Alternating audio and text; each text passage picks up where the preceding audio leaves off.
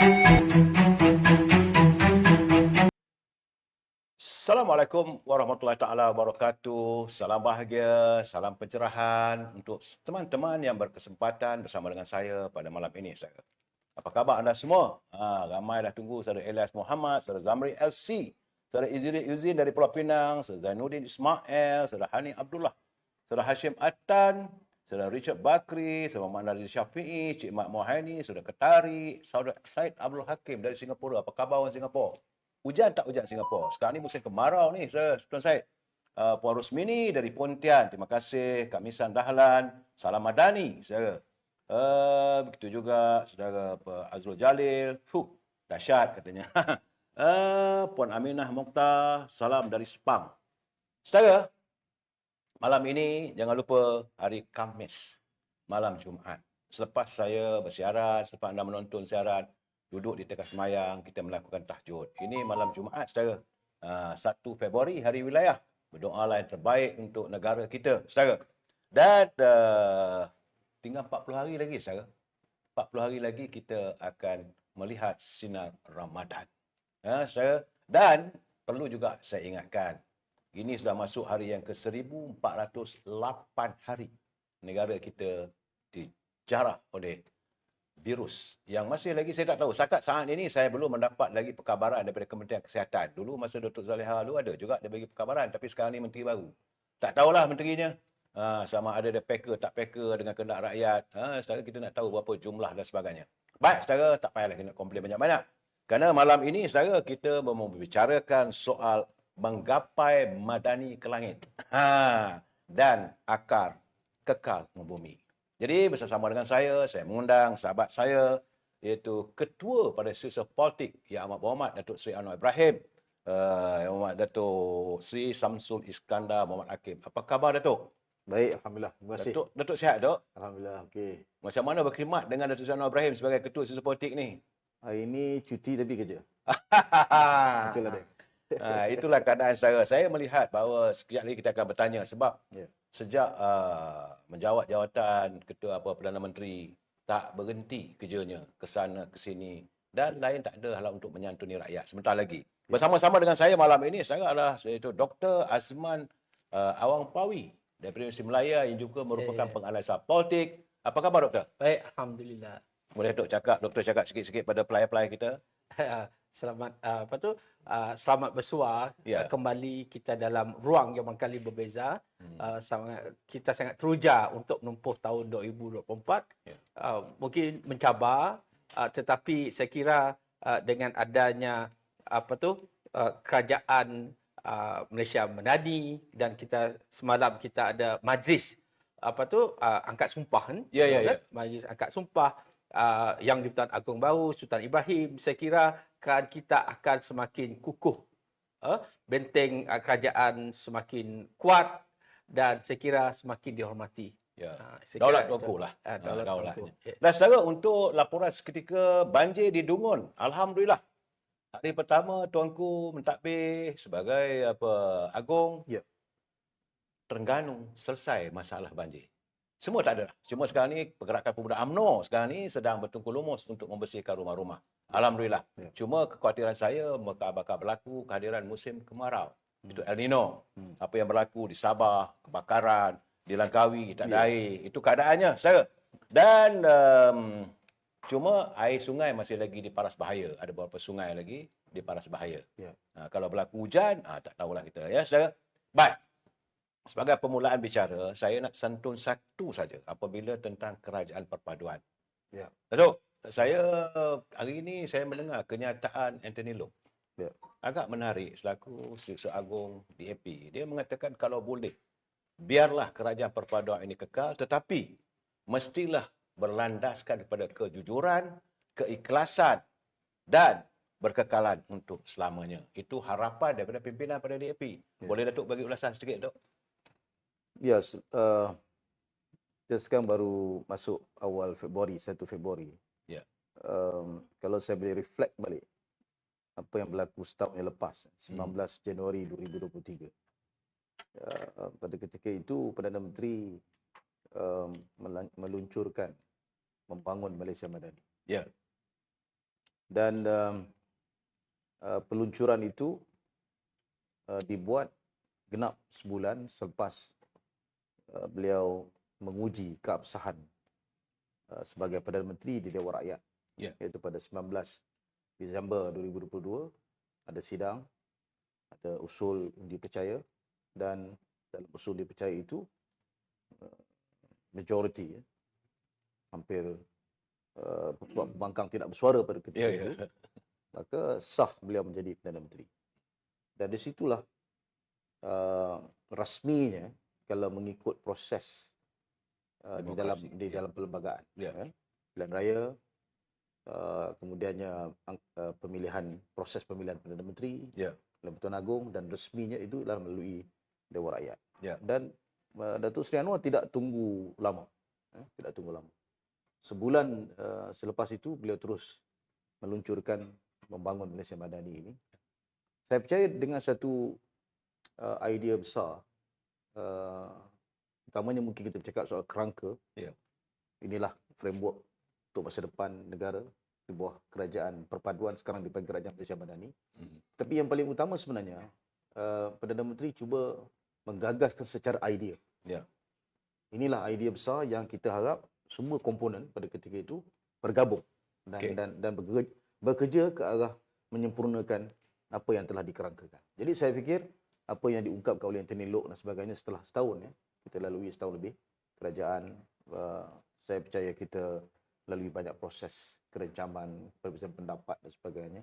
Tetapi yang mengikat itu selain daripada kesediaan kita untuk memimpin, memberikan kepimpinan kepada negara, tetapi dengan kerangka yang jelas, itu sebenarnya telah menjadi suatu yang selalu Perdana Menteri sebut the guiding idea.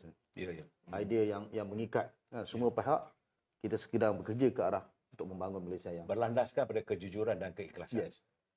Dan kalau boleh saya tambah satu lagi, sila. Berdasarkan keadilan. Keadilan. Saya orang parti keadilan, saya UMNO. Sebab tadi Perdana Menteri sebut di dalam program bersama pejabat awam di Negeri Sembilan, dia minta kita membaca buku John Rawls, The Theory of Justice. Di mana John Rawls, seorang pemuka, seorang profesor di dalam bidang falsafah dan undang-undang dan sebagainya, mengungkapkan idea bahawa justice itu as fairness. Keadilan itu as fairness. Kan? Yang perkara ini yang kadang-kadang kita terlepas pandang dalam kita mengurus negara dan sebagainya. Sebab kita jamak budaya, kita jamak agama, kita jamak ras dan sebagainya. Jadi yang mengikatnya itu apa? Rasa fair, dilayan secara adil. Jadi pada saya itu akan menjadi trust yang utama. Yang saya setuju dengan pandangan bahawa of course Datuk Seri Anwar itulah Presiden keadilan, tetapi yang lebih besarnya konsep keadilan itu. Baik, saya nak bertanya pula kita bersama dengan Dr. Azman, sebab doktor tentu faham apa maksud Madani itu. Jadi saya merasakan bahawa program penggerak Madani ini yang diluncurkan siang tadi di Negeri Sembilan, apabila Datuk Seri Anwar Ibrahim menyatakan sebelum beliau pergi melaksanakan program itu, beliau telah pun menghadap Duli Yang Mulia Pertahanan Agong. Macam orang kita minta restulah the first day Agong berada dalam taktanya, di atas taktanya sebagai Duli Yang Mulia Pertahanan Agong, dan menceritakan, dan menurut kenyataan beliau bahawa Duli Yang Mulia Pertahanan Agong dan Raja-Raja Melayu begitu bersetuju bahawa tata kelola negara harus ditabis sebaik mungkin dan mesti prinsipnya menghapuskan to the fullest, iaitu budaya korupsi. Boleh doktor jelaskan sebagai penganalisa politik pandangan you? Okey. Kenyataan daripada Perdana Menteri itu saya kira sudah jelas, sangat tepat dan juga mencerminkan tindakan, apa-apa tindakan yang dilangsungkan sekarang oleh setiap agensi penguatkuasaan. Jadi suara itu ada, suara itu maksudnya arahan secara umum, dan tindakannya dilakukan oleh agensi. Takkan Perdana Menteri tunjuk satu-satu kan. Tak ikut sistem pentadbirannya, itu arahan umum. Kemudian diikuti oleh agensi SPRM, PDRM dan pelbagai agensi yang lain. Maknanya dalam konteks ini, sebelum ini terdapat terlalu banyak kritikan. Kenapa yang yang disiasat malah dibawa ke mahkamah adalah ikan bilis. Ya. Tetapi apabila yang ikan jerung itu ada yang baru disiasat, ada yang sudah dibawa ke mahkamah, ada yang melenting pula. Kenapa begitu demikian? Jadi kita rasa tunggulah prosesnya. Maknanya kita perlu hormati proses mahkamah, proses yang sedang berjalan, dan mana-mana pihak yang terlibat isu tata kelola, isu salah guna. Walaupun perkara itu dilakukan mungkin 5 tahun, 10 tahun yang dulu, mereka kena berdepan dengan situasi sekarang untuk memastikan apa yang dikatakan keadilan, keadilan yang memberikan bukan saja dilihat adil, tapi juga ditegakkan keadilan itu sendiri. Maknanya di sini ialah perkara yang dilakukan itu sebenarnya memenuhi kehendak suara-suara yang dari bawah, yang menyatakan bukan ikan bilis, bukan mereka yang berpangkat rendah, tetapi mereka yang berada yang dianggap tycoon besar, bilion A dan sebagainya. Tapi saya kira ini fasa-fasa awal. Ada kenapa-kenapa yang kita serahkan, kita perlu beri kepercayaan, kita kena bagikan kepada institusi kehakiman, institusi yang ada seperti SPR untuk melaksanakannya. Tapi tak bolehlah kita yang ni saya kira institusi itu lebih tahu, lebih bersistem dan mempunyai paduan yang khusus dalam konteks organisasi mereka. Jadi apabila perkara ini mula dilaksanakan, saya kira kena pada masanya, tepat pada waktunya, apabila perkara ini sudah lama dikumandangkan oleh Presiden PKR yang sejak dari dulu lagi menceritakan tentang tata kelola keadilan, tentang korupsi, dan ini tiba masa yang terbaik untuk untuk dibuktikan kepada rakyat. Makanya tak ada yang terlepas dan selebihnya kita bagi urusan mahkamah. Terima kasih doktor, begitu penjelasannya. Tetapi saya melihat nak menentang korupsi ini bukanlah kerja main-main. Betul. Ini sebab negara kita ni, macam saya dah bagi tahu dulu lagi, saya katakan Datuk Seri Anwar Ibrahim tidak mempunyai tongkat sakti untuk membersihkan satu negara yang sekian lama begitu comot dengan korupsi, dan dengan kedudukan kewangan kita yang banyak sudah berlaku ketirisan sehingga saat ini kita berhutang sampai 1.5 triliun misalnya. So bagi saya lah, sudah pasti Datuk Seri Anwar Ibrahim tidak mempunyai tongkat sakti untuk melaksaikan dalam tempoh setahun ini yang dibangkitkan. Cuma saya nak bertanya pada Datuk Sam. Kita kan kau panggil dia Sam saja saudara Datuk Sam. Tak perlulah kita official sangat, Datuk. Dan saya melihat bahawa sekarang ini Datuk sebagai orang tonggak utama dari segi politik lah kepada Datuk Seri Anwar Ibrahim. Dan tentulah serangan yang dilakukan kadang-kadang bukanlah berupa satu serangan yang main-main. Saya melihat serangan itu sampai peribadi itu disebut dengan perkataan yang tak seharusnya. Sebagai warga bangsa Melayu yang tinggi adabnya, ada sopannya, saya melihat apa pandangan Datuk, perasaan Datuk sebagai orang kanan pada Datuk Anwar Ibrahim. Apa yang dituduh Datuk Anwar Ibrahim begitu, begini, macam-macam lah. Sampai kata peringkat minta maaf, saya cakap terus terang. Sampai mengatakan bahawa ini pondan tua lah, apa semua. But I mean, let us very frank, Datuk. Apa perasaan Datuk dan apa pandangan Datuk terhadap pemain-pemain media hari ini? Saya fikir kita harus kembali kepada teras budaya kita. Sebab itulah yang diungkapkan dalam Madani itu adalah aspek nilai. Sebenarnya nilai perkara tiga tak? Nilai ini pada saya adalah satu perkara yang daripada zaman kita kecil dulu. Saya percaya di zaman orang-orang lama dulu. Zaman saya bukan zaman Datuk. Telah pun diterap dan berterusan kan. Dengan adabnya, dengan akhlaknya, dengan sopan dengan orang lebih tua dan sebagainya. Sampai ada peribahasa cakap siang pandang-pandang, cakap malam dengar-dengar. Cakap siang pandang-pandang, cakap malam dengar-dengar. Pada saya itu sangat-sangat mendalam. Dan saya fikir kita mesti hentikan ataupun memberikan didikan. Saya nak sebut bahawa kita mesti berikan didikan literasi digital kepada generasi muda. Ya.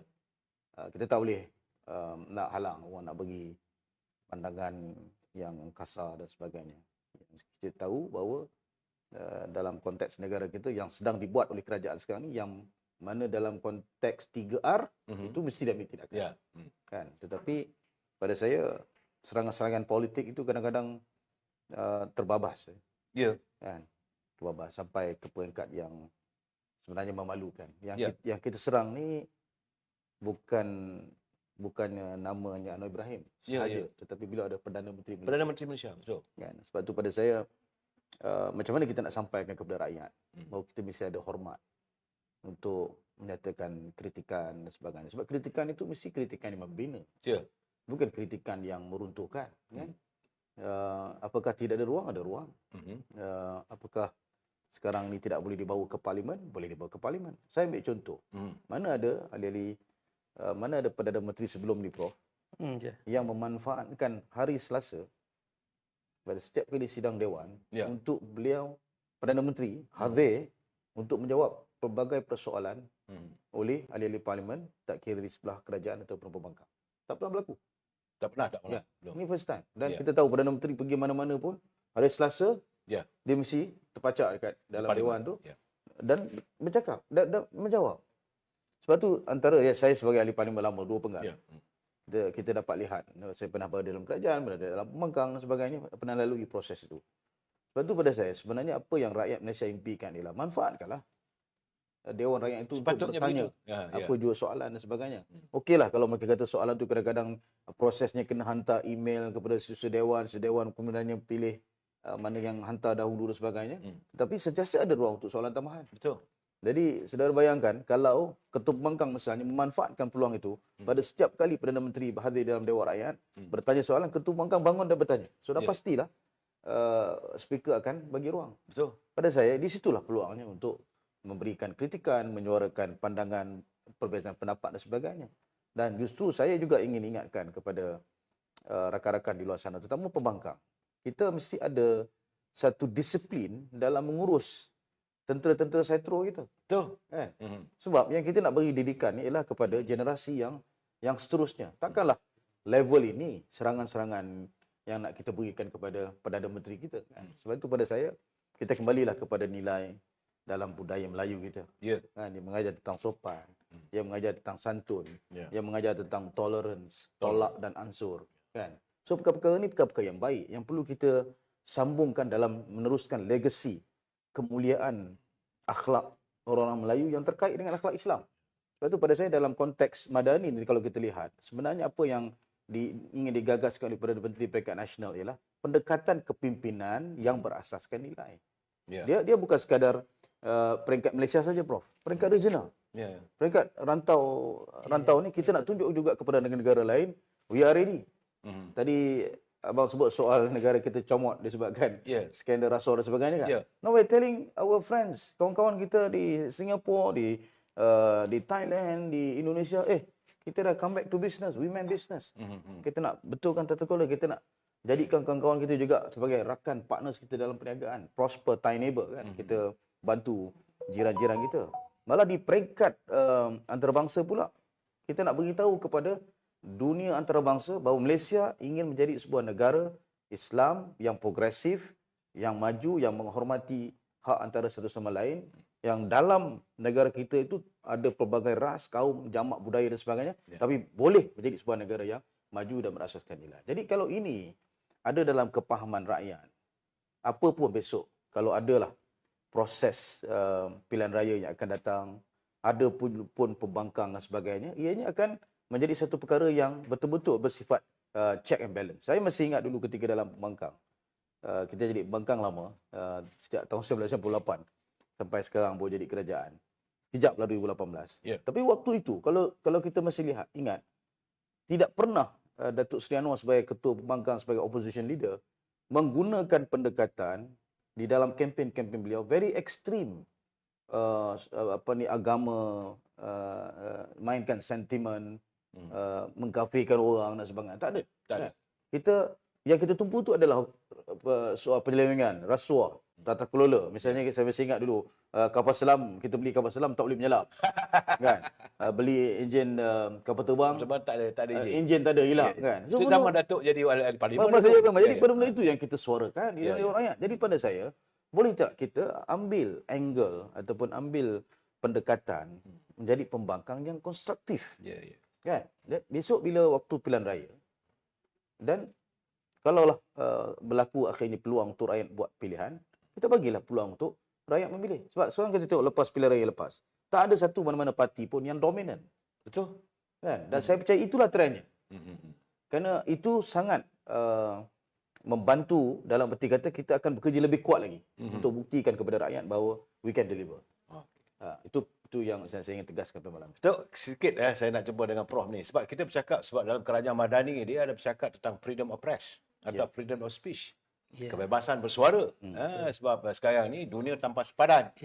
Segala-galanya dunia jari. Kita mempunyai ramai pemain-pemain media. Datuk ini Samsul pun dalam saat ini sempat juga menceluk dalam tu. Saya nampak nama Datuk dia ni. Sempat juga. Datuk klik tu ada lah tu duduk. Jadi ketika susah politik pun dia ada juga klik-kliknya. No. Doktor, saya nak bertanya doktor, apa pandangannya? Sebab Madani sekarang ni mula mau mengasaskan kebebasan bersuara, kebebasan untuk bercakap. Tapi bagi saya lah, kalau kebebasan tanpa had, ini boleh membahayakan negara. Ini boleh membahayakan generasi. Kalau tanpa had. Tapi kalau nak dibendung pula nanti mengatakan bahawa berlaku kezaliman. So dalam keadaan begini, saudara doktor, macam mana you nak mengumpas kalau keadaan begini, macam mana Datuk Seri Anwar Ibrahim selaku pemacu kebebasan bersuara ini mau melaksanakan suasana ini supaya tidak dilihat zalim, supaya melaksanakan freedom of speech dan waktu yang sama rakyat boleh memberi pandangan sebagaimana Datuk Sam tadi dia kata konstruktif idea. Sila. Okey. Terima kasih Datuk. Kalau kita lihat isu kebebasan suara. Hakikatnya di mana-mana negara di dunia tidak ada kebebasan suara sepenuhnya. Dan kalau ada kebebasan suara sepenuhnya sudah pasti negara tidak akan aman. Malah di mana saja, dalam bentuk perkataan ke, dalam bentuk ayat ke, memang ada batas. Dari kita nak menyatakan kalau naik kapal terbang, orang kata ada bom, dia kata. Bebas dia kata ada bom. Dia boleh mungkin cara melucukan, tapi memberi implikasi besar kepada keselamatan pesawat dan juga penerbangan. Memang tak ada toleransi. Kebebasan bersuara, anda lihat di Amerika pun ada batasnya, di UK negara barat pun ada batasnya. Jadi apapun kebebasan yang diberikan kepada semua warga di setiap negara itu pasti ada batasnya. Dan bagaimana Perdana Menteri untuk memastikan perkara kebebasan itu tak tersekat? Kebebasan suara itu memang diberikan, memang dijamin perlembagaan negara. Tetapi dalam perlembagaan negara juga apa-apa kenyataan yang bersifat fitnah, boleh mengancam keselamatan negara, kenyataan yang bertentangan dengan undang-undang negara, itu hadnya, itu batasnya. Maknanya, kita sebagai rakyat ni, kalau nak bercakap pun, kena kita rujuk balik. Apakah yang kita perkatakan itu satu fitnah? Apakah kenyataan kita keluar itu satu pembohongan? Apakah kenyataan yang kita kata itu ada fakta atau tak ada fakta? Jadi ini yang penting. Bukannya kita nak menyekat, tapi bila nak bersuara pun mesti ada fakta. Ada hujah. Fakta yang ada otoritinya. Misalnya jumlah inflasi. Misalnya inflasi yang rendah. Itu faktanya. Tapi kata seorang kita, ekonomi semakin teruk dan sebagainya. Kerajaan gagal. Kita lihat kadar pengangguran. Kadar pertumbuhan ekonomi, kemudian kadar inflasi contohnya. Dan kita lihat, ada yang baru ini menyatakan kes bunuh diri meningkat. Saya kira itu agak pelik. Yang kita tahu yang banyak kes bunuh diri itu 1000 lebih itu pada era kerajaan yang lain. Yang lalu. Yang lalu hingga bawa bendera putih. Adakah sekarang ini kita lihat mereka yang menegakkan bendera putih meminta bantuan?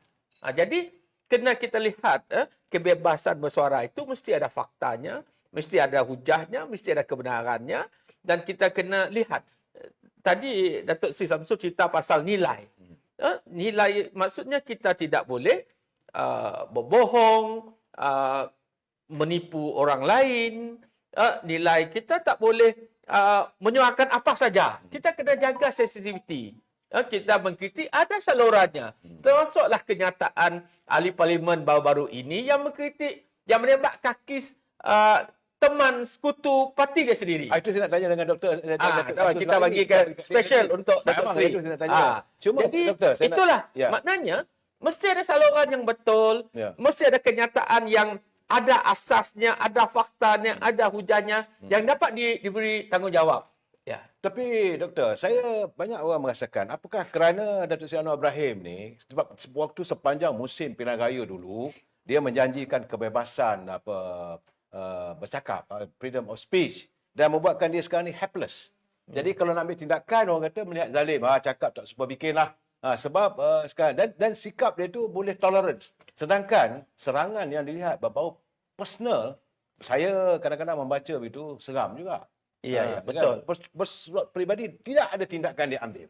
Ya. Apabila Menteri Komunikasi mengatakan kena berhati-hati, jangan nanti sampai bini kereta polis berada depan rumah anda, jangan salahkan kerajaan, itu sudah dianggap kononnya sebagai menutup kebebasan bersuara. Boleh doktor ulas sikit? Saya kira sebagai menteri yang menjaga portfolio tertentu, misalnya dari segi komunikasi, penyebaran fitnah, yang tidak penyebaran berita palsu, itu saya kira perlu ada tindakan. Mana-mana negara sekarang ni sangat tegas dalam isu soal untuk menjaga dari segi berita palsu. Kita lihat di Singapura, kes sangat jarang. Disebab apa? Penguatkuasa yang tegas. Jadi dalam konteks ini, saya kira penguatkuasa perlu bertindak lebih tegas. Saya kira tak perlu pada menteri bagi arahan. Memang dia tak akan bagi arahan. Sebenarnya tugas penguatkuasa. Maknanya, apabila kita lihat pembohongan secara besar-besaran, kononnya ada 3 wakil direstu oleh raja, oleh agung dan sebagainya untuk berhimpun contohnya. Itu satu fitnah, satu pembohongan yang sangat dahsyat. Dan orang melihat kalau tidak ada tindakan, maka bermahaja lelalah fitnah dan terus. Yang itu saya bertanya doktor, apakah sebab itu ramai merasa warga melihat Datuk Seri Anwar Ibrahim helpless? Kerana dia nak ambil tindakan sebab dulu dia bercakap freedom of speech.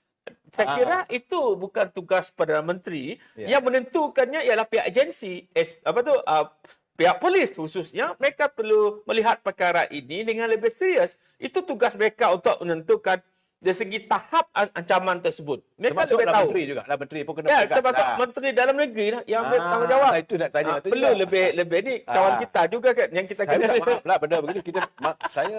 Kita bercakap betul serang. Ya. Kalau yang tak betul, kita kata tak betul. Kalau yang betul, kita kena betul. Jadi kita lihat agensi, saya kira agensi itu sudah berfungsi sekian lama. Takkan perlu minta ketuk daripada menteri baru ambil tindakan. Macam pahat dengan penukul. Iya, betul. Okey, Dato', kita alih sedikit dalam politik. Ya. Yang Muhammad, saya selalu panggil sahabat saya Yang Muhammad sebab Amin. lama, mudah-mudahan lah. Kami sud.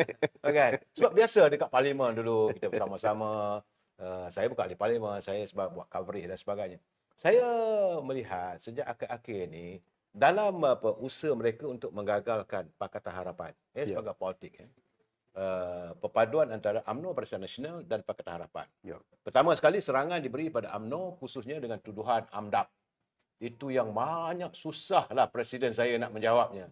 Dan terbaru ini apabila ahli parlimen, bukan kaling-kaling orang, Doktor Datuk, yang mengutarakan bahawa cuma waktu dalam dia mengatakan begitu, dia kata Datuk Seri Zahid ataupun UMNO Barisan Nasional berpaut di pohon yang rapuh. Jadi saya kata rapuh tu apakah keadilan rapuh? Apakah Pakatan Harapan itu pohon yang rapuh?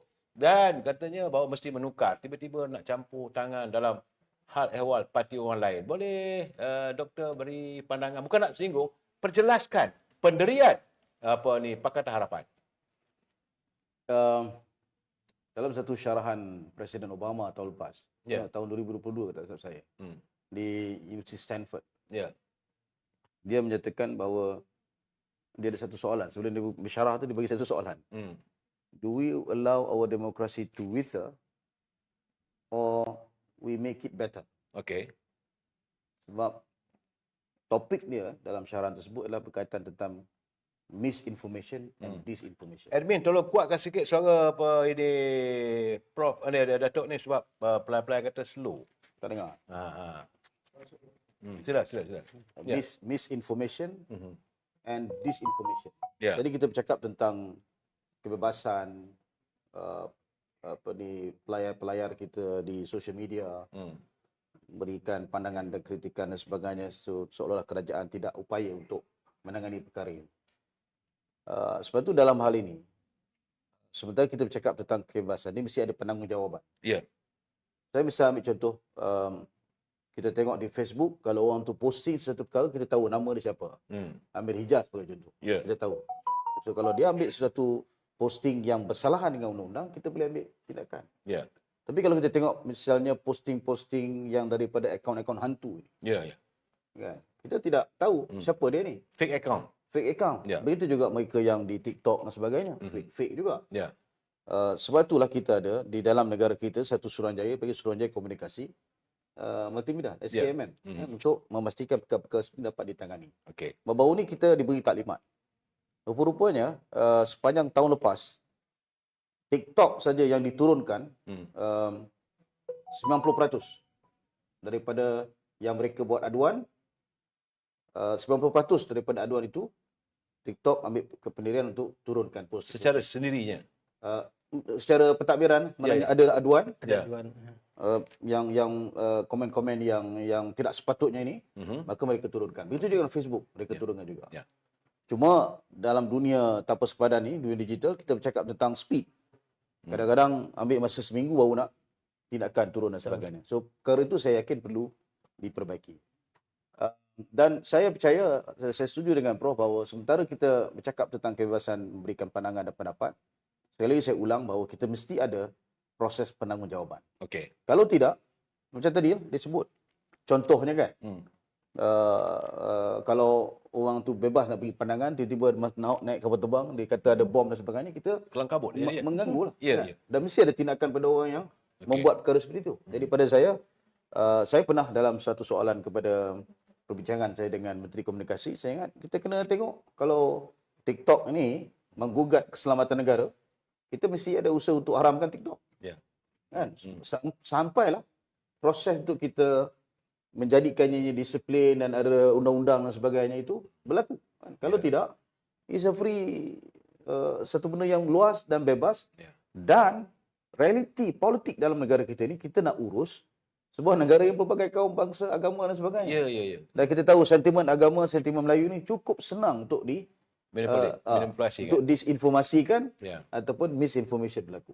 Okey. Jadi pada saya, kita mesti ada suatu upaya, satu usaha yang bersungguh-sungguh, silang kementerian, untuk melihat dari segi lensa undang-undang.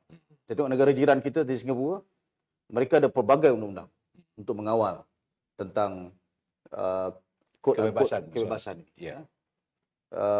Tentang pandangan-pandangan dari parlimen sebagainya, saya fikir kita mesti ada bezakan antara pandangan peribadi sebagai ahli parlimen atau pandangan parti. Saya fikir kita konsisten dari segi parti dan sebagainya. Baru-baru ni kita adakan pemukiman menteri-menteri kabinet, dalam tu semua parti ada. Kemudian kita adakan pemukiman pemimpin-pemimpin Pakatan Harapan. InsyaAllah selepas ini akan ada pemukiman pemimpin Pakatan Harapan dan juga Barisan Nasional. Kan? Ini proses lah, kan? Untuk kita mengambil satu pendekatan yang memahami antara satu sama lain. Soal pandangan Hasan Karim dan sebagainya itu, dan kemudian dijawab oleh Fuad Zakasy, pada saya setuju bahawa kadang-kadang ada baiknya pandangan itu tidak dikeluarkan kepada khalayak. Betul. Dalam satu istilah orang putih, you don't wash your dirty linens in the public. Betul. Kan? Kita harus selesaikan kecuali dalam. Tapi ini saya sebutkan tadi, itu kadang-kadang pandangan bersifat peribadi. Jangan dianggap pandangan peribadi itu dianggap pandangan parti. Pandangan parti itu ada hierarkinya, ada kepimpinannya. Saya nak ingatkanlah kepada kawan-kawan saya lah, kawan-kawan dalam komponen.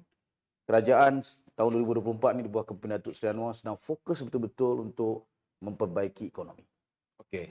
Jadi kita diffuse lah, kurangkanlah perkara-perkara yang tidak menjadi sumbangan yang positif kepada pembinaan ekonomi itu. Saya nak simpulkan dengan satu pantun. Ya. Kalau boleh jawablah. Sila. Encik Mas Lan. Dan kalau ada kawan-kawan di luar sana yang boleh jawab pun bagus juga. Bagus juga. Kita tengok kan. Terbang kunang di tengah malam. Kunang. Okey. Kunang. Terbang kunang di tengah malam. Hinggap masuk di tiang seri. Tiang seri rumah tu, masuk dalam tu. Ya. Tangan kanan ajak bersalam. Apa maksud pisau di kiri? Oh. Tajam. Ni orang Melaka ni lain lah Dok. Orang Melaka ni macam mana dah Orang Sarawak pandai juga. Saya orang Sarawak nak jadi Pemukun dia. Orang panggil pemukun dia. saya Datuk, sebab saya melihat pelayan-pelayan saya masih lagi tidak senang dengan kenyataan sebegitu. Sebab bagi kita, saya orang UMNO. Bila Presiden, bagaimana kalau Datuk? Bila orang mengatakan Datuk Seri Anwar Ibrahim begitu sebagai Presiden Parti. Bukan soal ini. Sebab saya kata ini bibit-bibit yang mereka mewujudkan polemik yang boleh memecah belahkan ukhuwah perpaduan. Sebab kita ada 18 parti tu. Tapi sekarang ni yang diserang teruknya UMNO. Dan dihadapkan dengan DAP. Dan hari ini PKR. Sebab saya, apakah Datuk saya bersetuju dengan saya bahawa ada usaha sekarang ni supaya membuatkan UMNO tu bosan, akhirnya berlaku perbalahan. Satu. Yang kedua, apabila DAP bosan, maka DAP pun keluar. Dan ini menghancurkan ukhuwah perpaduan dalam Kerajaan Pakatan Harapan ataupun kerajaan perpaduan madani ini. Boleh Datuk jelaskan ni? Ini politik sikit Doktor kita tanya ni. Selepas peristiwa 13 Mei 1969, dalam Tun Razak mengemukakan idea Barisan Nasional. Betul. Yang join pada ketika itu termasuklah PAS. Betul. Kan, untuk membina semula negara dan sebagainya. Jadi saya fikir selepas daripada krisis politik yang berpanjangan, selepas perubahan 2018 itu menyaksikan Barisan Nasional itu terbubar lah. Barisan Nasional itu dari segi semua parti terbubar, jadi masing-masing buat haluan. Dan jadi pembangkang. Kemudian berlaku krisis demi krisis. Nah, setelah itu berlakunya pilihan raya. Pilihan raya ini rakyat Malaysia membuat keputusan untuk tidak memberikan peluang pada mana-mana parti, maka kita terpaksa cari jalan untuk bersama-sama. Kan? Pada saya, sama ada kita suka ataupun tidak, dia seolah-olah mengulang balik peristiwa 1970 itu. Selepas krisis berlaku gabungan untuk membentuk dan menyusun balik negara. Selepas krisis politik berpanjangan, timbul satu gabungan yang dipimpin oleh Datuk Seri Anwar untuk menyelesaikan permasalahan politik pada ketika ini. Jadi pada saya sebagai ahli parlimen yang matang, pimpinan-pimpinan yang matang, lebih baik kita melihat dari lensa itu. Bahawa gabungan ini penting untuk mengeluarkan negara kita daripada masalah ekonomi, hutang dan sebagainya, untuk kita memberikan tumpuan sepenuhnya bagi memperbaiki negara ini. Jadi sudah pastilah musuh ni, kalau kita sebut musuh politik, dia ada di dalam, ada di luar. Kan? Yang di luar tu senang nampak. Betul. Yang di dalam ni kadang-kadang ada juga yang termakan. Musuh dan selimut. Musuh dan selimut, ada yang termakan cucuk-cucuk dan sebagainya. Tetapi sedarlah bahawa setelah 2022, ini peluang kita untuk menyusun semula negara. Organize balik, susun balik. Dari segi ekonomi, dari segi politiknya, melakukan reformasi dan sebagainya dalam sistem parlimen kita. Jadi banyak sebenarnya tugasan yang harus kita lakukan. Jadi pada saya, kita mesti ada keupayaan untuk sabar dan berjiwa besar. Kita lakukan ini untuk negara kita. Kan? Untuk keluar daripada masalah.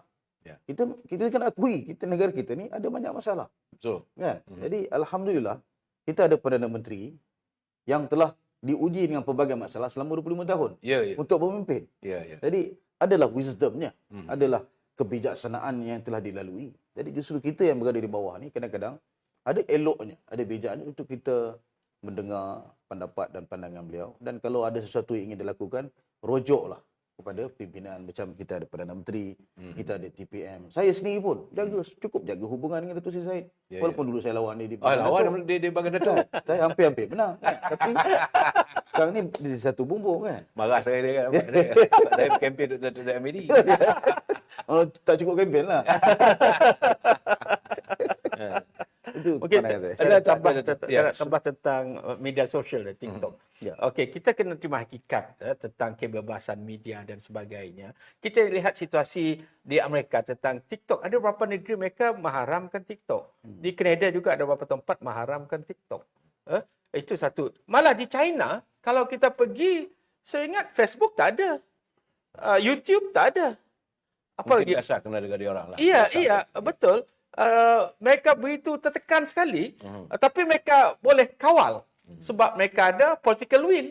Sebab mereka tahu kalau tak dikawal jumlah penduduk China tu dekat 2 bilion ya, dekat 2 bilion bagaimana nak kawal? Tapi Apakah Datuk doktor bersetuju kalau saya katakan bahawa kerajaan Madani ini tidak mempunyai political will untuk mengawalnya? saya kira kena Let me ada be very sikap frank, yang very frank. ya. Ha. Saya kira tindakan yang lebih tegas perlu dibuat. Kita boleh sebab saya kata mesti ada sempadan, mesti ada hadnya, mesti ada batasannya berteraskan undang-undang negara. Ya. Kalau dilanggar undang, memfitnah sesuka hati, kata pelbagai, cukup jumlah pelbagai, kesian Pak Lebay kena tipu yang kita lihat ini. Sebab apa tu ditipu, kemudian kita lihat bagaimana mereka memanipulasikan fakta, memanipulasikan foto, memanipulasikan kenyataan, malah kenyataan di sana kadang-kadang dipusin. Seolah-olah kononnya lebih memihak kepada mereka dan sebagainya. Saya kira perlu lebih tegas. Tindakan sekarang ni agak meraihkan kebebasan ya, tapi pada sama mesti ada sempadannya, berteraskan undang-undang dan sistem nilai kita sendiri. Tak boleh bebas sembarangan Ya, lah. betul. Ya kan? Tak boleh sembrono. Tapi tak tahulah, saya melihat kadang-kadang ni kita mengundang malam ini, kita mengundang ketua Ketua politik pada Yang Amat-Amat Perdana Menteri. Pertama sekali, apakah kerajaan ini tidak mempunyai political will untuk bersikap lebih tegas lagi? Kan? Atau mungkin kerana terperangkap dengan janji manismu waktu musim pilihan raya dulu, kebebasan bersuara. Itu yang saya nak bertanya dengan ketua susah politik, apa pandangan saudara? Dia bila kita sebut soal demokrasi, soal kebebasan bersuara dan pandangan tadi, kadang-kadang kita terperangkap antara realisme, satu benda yang kita harus akui berlaku, dan juga idealisme. Ya. Ideanya itu ialah, idealisme besarnya ialah kita nak berikan kebebasan pandangan dan pendapat. Tapi reality check, kalau terlalu bebas sangat sampai boleh mengata apa saja, ianya tidak sihat untuk Negara kita. memang. Sebab itu saya sebutkan tadi, saya percaya bahawa setiap orang bebas berikan pandangan dan pendapat. Tetapi dia mesti ada penanggungjawab. Ya. Dia tidak boleh cakap dan tidak bertanggungjawab terhadap apa yang dia cakap. Betul. Kalau dahulu kita lihat, tak ada social media, surat khabar. Surat khabar itu dia bila ada pengarang yang tulis. Betul. Kan? Ya. Jadi kalau pengarang itu silap, maka dia akan terbuka kepada saman ataupun tindakan-tindakan di dalam kadun kesesaan, undang-undang jenayah misalnya. Ya. Tapi sekarang ini itu masalah kita. Masalah kita ialah kita berdepan dengan satu keadaan mereka boleh berselindung di balik Kebebasan bersuara. posting-posting yang tidak ada penanggungjawab. Ya. Kan? Mereka bebas beri pandangan tapi tak ada penanggungjawab. Jadi kalau benda itu salah, benda tak betul, maka ianya menjadi beban untuk kita perjelaskan dalam keadaan mungkin sebahagian berakyat telah pun terpengaruh. Jadi pada saya percaya bahawa Menteri Komunikasi, sebab itulah Perdana Menteri membuat keputusan dalam merombakan kabinet tahun lepas, memisahkan Menteri Komunikasi dan Menteri Digital. Sudah pasti dengan harapan ke arah itu, mana Menteri Komunikasi harus melihat semula perkara-perkara yang berkaitan tentang komunikasi kerajaan kepada rakyat dan juga perkara-perkara yang membabitkan fitnah, fake news, misinformation dan disinformation ini. Sebab kita ada agensi. Kita ada satu Suruhanjaya. Yang mempunyai kuasa besar dan sebagainya untuk kita melihat balik hal-hal yang berkaitan dengan undang-undang. Jadi tindakan sedang dilakukan, bukan maknanya kita tak ambil tindakan, bro. Tindakan sedang dilakukan. Beberapa strategi sedang dirangka. Dan sebenarnya saya sebutkan tadi bahawa kita berdepan dengan satu realiti, kita berdepan dengan satu realiti yang kadang kita nak timbang antara realiti politik dengan idea, political ideas kita yang kita pegang prinsip dulu berikan pandangan bebas dan sebagainya. Jadi saya fikir beri sedikit masa, rombakan kabinet baru saja berlaku. untuk kita berikan peluang kepada Menteri Komunikasi dan pasukan-pasukan yang lain bagi memukakan satu framework yang jelas untuk mengurus kebebasan memberikan pandangan dan kebebasan bersuara dalam negara kita. Okey. Doktor, kembali pada tajuk kita. Saya nak tambah sedikit. Mungkin tiba masanya juga pihak komunikasi, pihak kementerian menilai balik bekerjasama dengan pihak KDN, Kementerian Dalam Negeri, berapa kes yang sudah disiasat ataupun berapa kes yang diberi dibuat aduan tu disiasat, berapa kes yang dibawa mahkamah, berapa kes yang telah disabitkan. Ini penting dan berapa jarak yang dipanggil. Kadang kekecewaan, kita tahu kekecewaan rakyat ialah kes itu terlalu lama. Betul. 2 tahun dah lupa dah.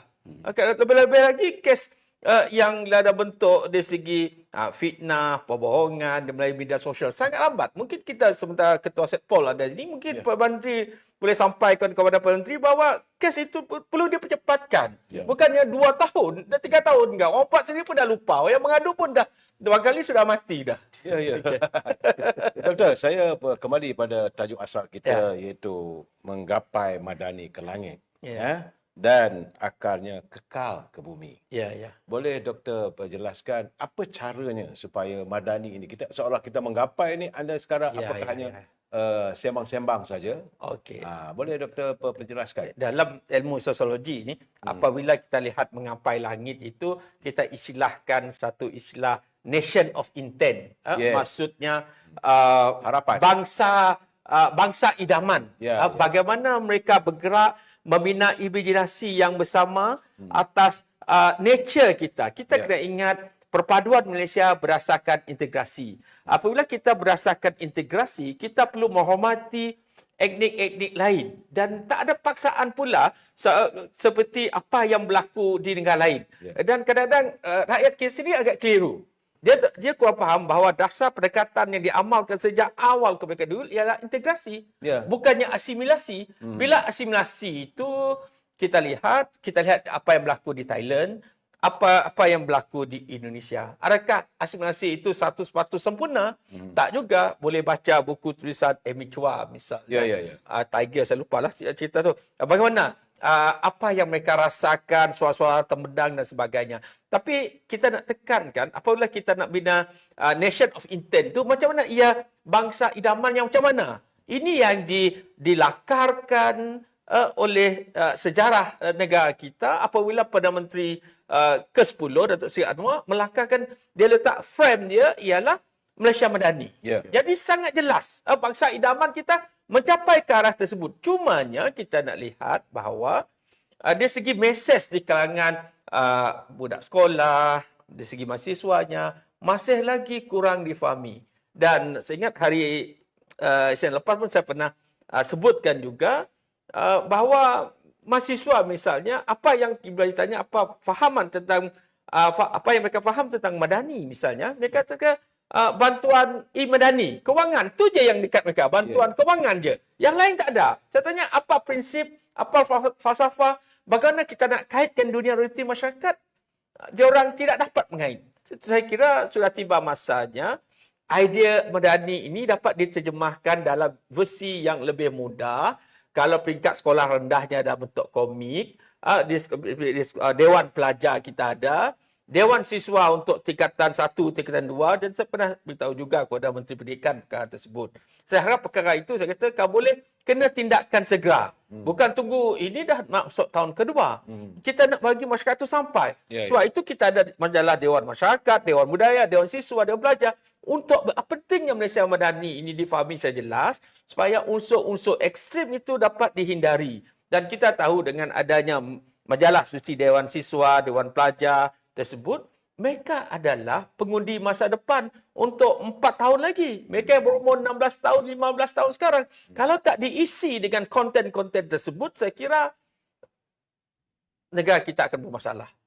Kerajaan sekarang akan bermasalah. Jadi kita kena keutamaan. Begitu juga pengisian secara spesifik.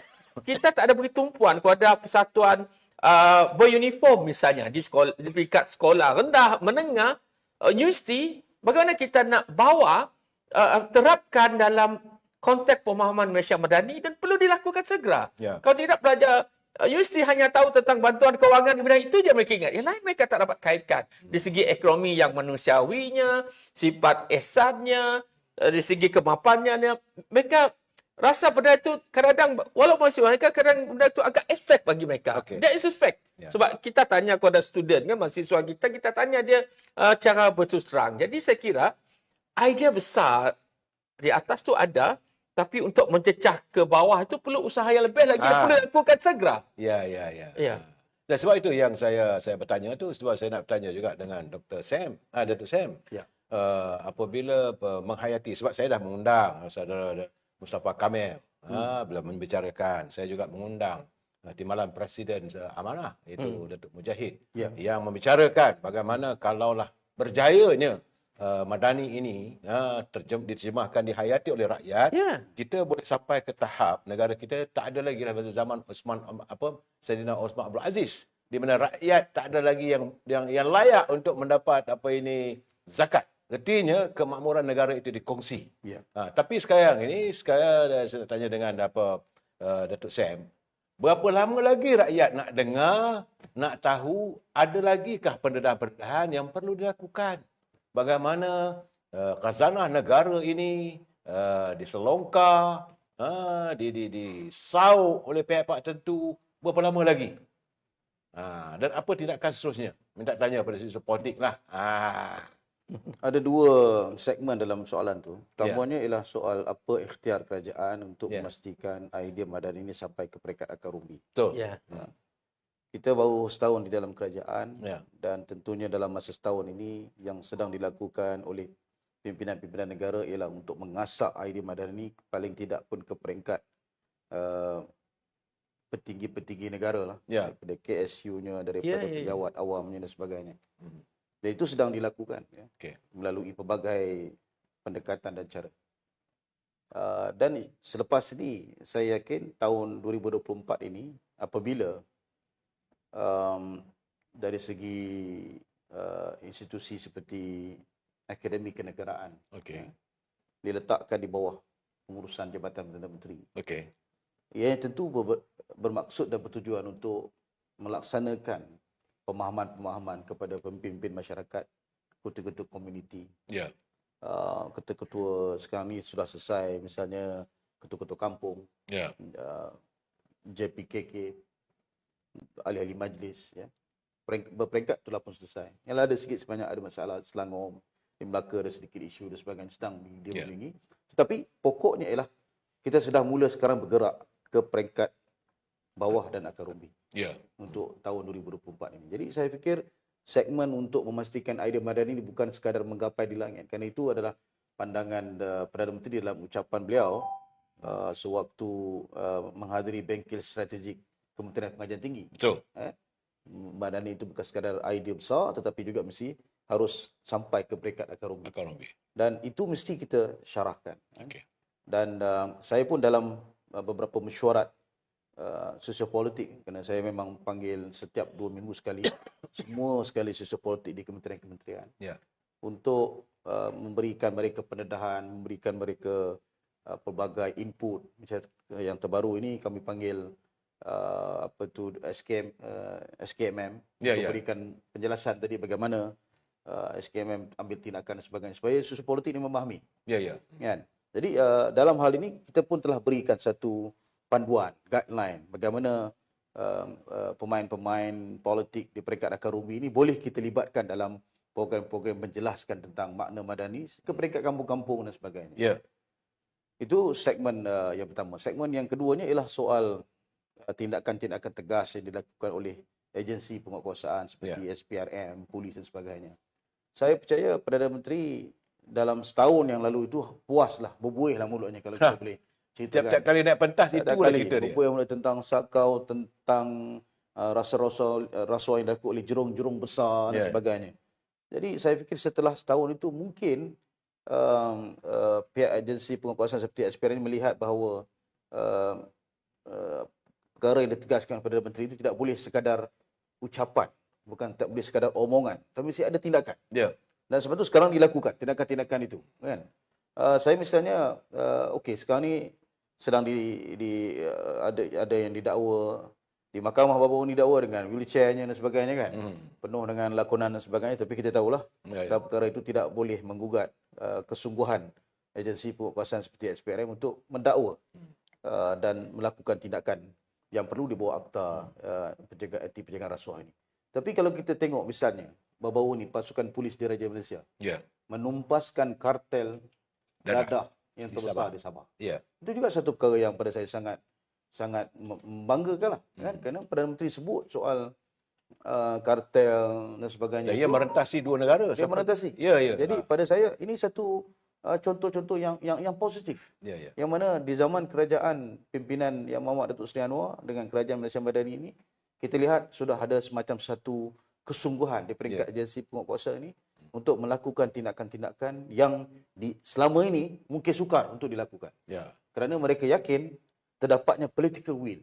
Itu kesungguhan politik. Ini kesungguhan politik bukan datang daripada kaleng-kaleng. Datang daripada Perdana Menteri sendiri untuk melakukan tindakan ini. Jadi pada saya, ini satu perkara yang sangat mengujakan dan sangat positif. Dan saya harap lebih ramai lagi agensi-agensi di luar sana yang mengambil sikap yang sangat positif hasil daripada konsisten dan istiqamahnya Perdana Menteri mengungkapkan idea tentang nak bersihkan negara kita, nak pastikan tata kelola yang baik, ada nilai-nilai yang bagus dan sebagainya. Jadi pada saya kita sambut itu dengan tindakan.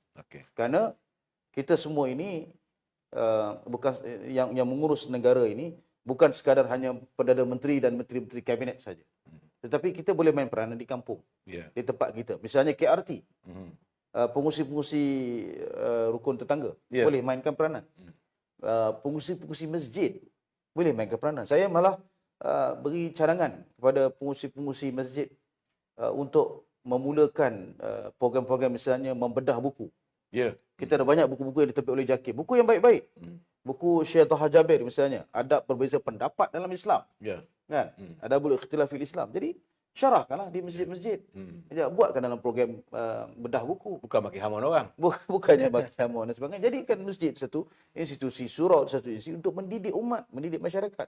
Jadi perkara-perkara ini untuk pengetahuan rakan-rakan di luar sana yang menyokong dan sebagainya, kita sedang usahakan. Kan? Dan seperti mana yang saya sebutkan tadi, at the age of 77, Prime Minister Malaysia tidak pernah kenal hati penat dan lelah. Itu. Sentiasa bersungguh-sungguh sesuai dengan apa yang dia selalu sebut.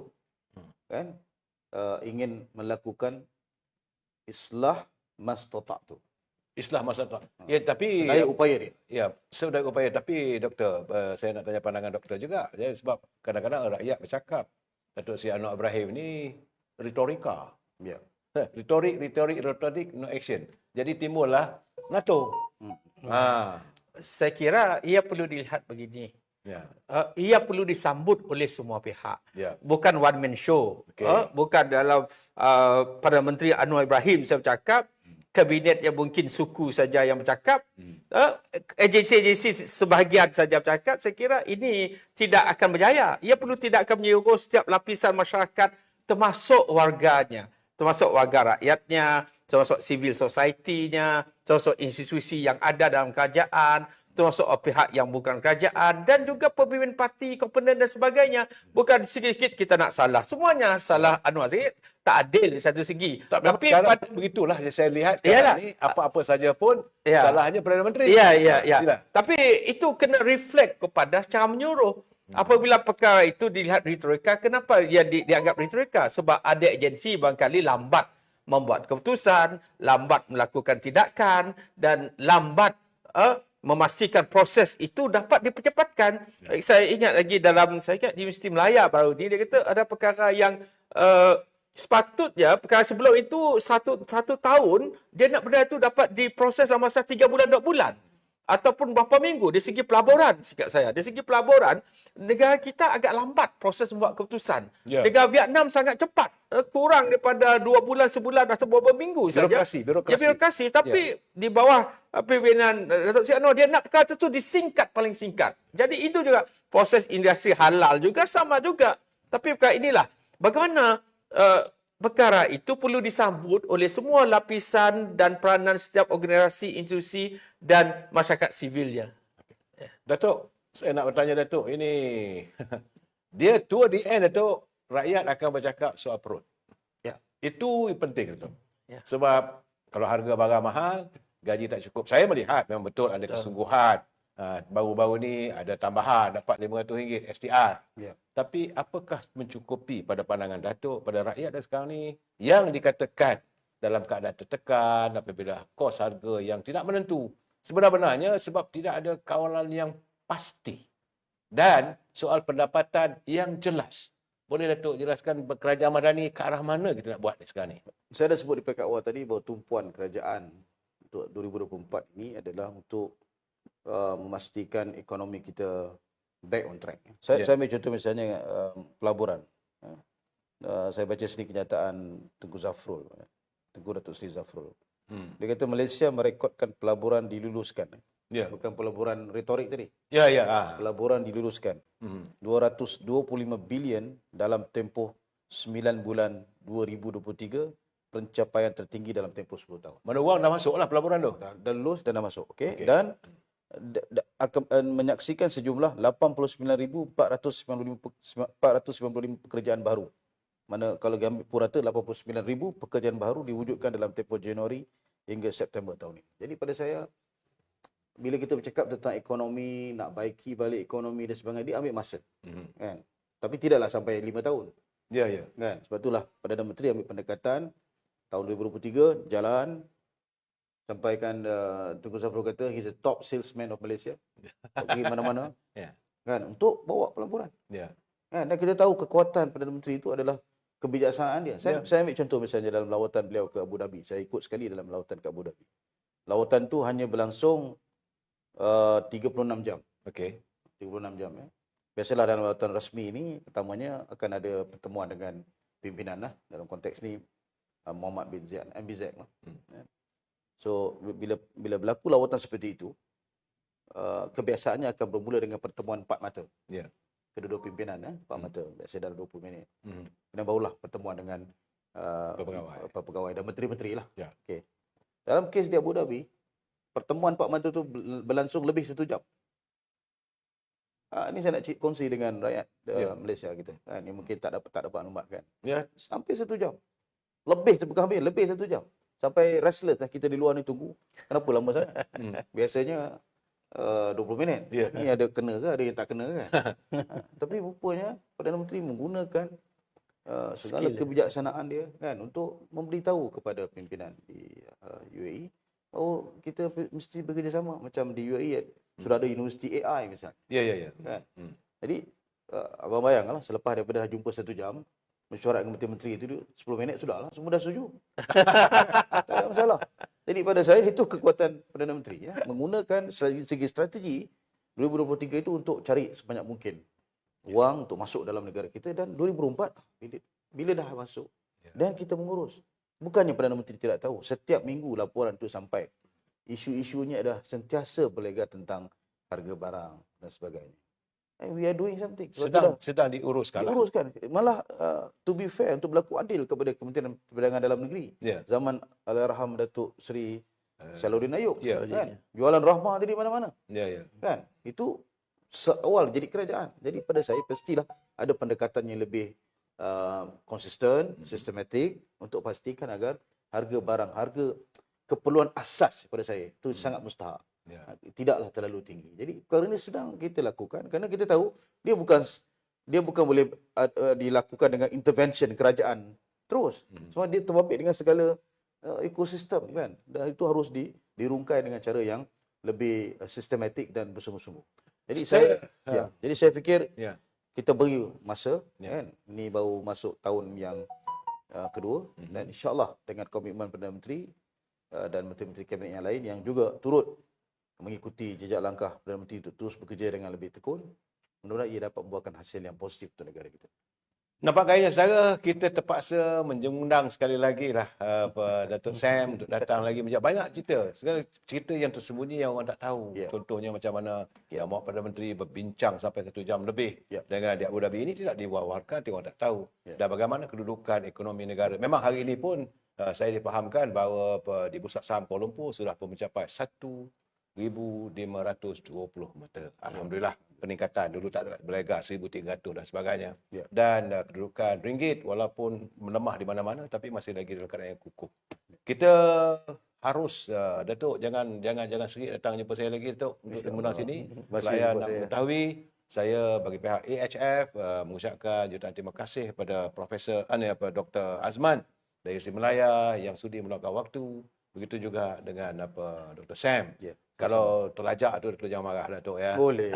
Sajalah kan. Kadang-kadang saya selalu ingin bercakap yang benar. Ya. Sebab saya menjanjikan kepada pelayan-pelayan saya, AHF sentiasa menyediakan sesuatu yang benar yang matlamat kita untuk rakyat disajikan dengan berita benar. Baik. Jumpa lagi untuk besok. Selamat menunaikan solat tahajud malam ni, malam Jumaat saja. Wabillahi taufiq wa hidayah. Assalamualaikum warahmatullahi wabarakatuh. Terima kasih.